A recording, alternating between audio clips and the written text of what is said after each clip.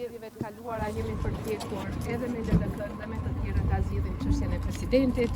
Kemi pasur zgjedhje tërësisht të panevojshme, të cilat është ditur që në fillim që nuk kanë për të sjellë ndonjë ndryshim të madh në përbërjen e kuvendit të ardhshëm. Përbes është koha që me diskutu seriozisht edhe me heq dorë nga mentaliteti bllokues. Qytetari e ka thënë fjalën e vet për herë të tretë, e ka thënë fjalën e vet qartë, fituesi i këtyre zgjedhjeve po shihet. Po presim rezultatet zyrtare, po presim certifikimin e tyre edhe po duat besoj që ishte hera e fundit që shkojmë në zgjedhje të panevojshme dhe në fakt edhe jo racionale dhe jo të kuptueshme për qytetarët.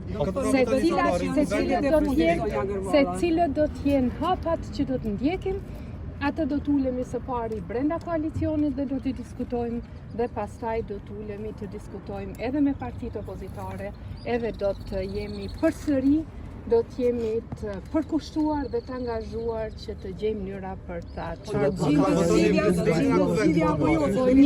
njeriu kur hyn në negociata hyn me vullnetin për të gjetur zgjidhje, të cilën unë nuk mund ta paragjykoj sot, sepse në bazë të deklarimeve në media po duket sikur, po të ngjashme i kemi pasur faktikisht edhe pas zgjedhjeve të dhjetorit.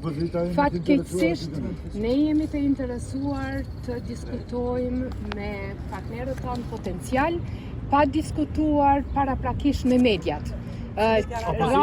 Rani e kërkon që me diskutu me njerëzit direkt, në vend që me ju dërgu mesazhe përmes mediave, edhe ne këtë rend do ta respektojmë edhe me seriozitet maksimal do të angazhohemi për mediave.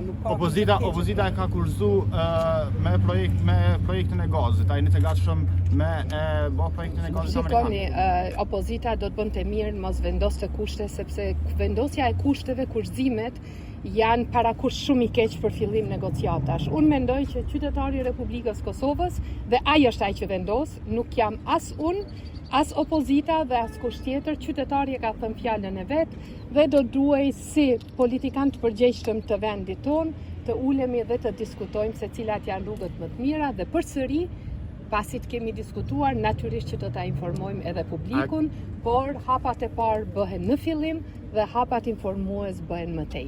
Faleminderit për lajmërimin e ambasadës amerikane për gazin. Shikoni, ne kemi diskutime jo vetëm rreth gazit, por edhe rreth shumë temave të sigurisë me të gjitha aleatët tanë, jo vetëm me Shtetet e Bashkuara të Amerikës.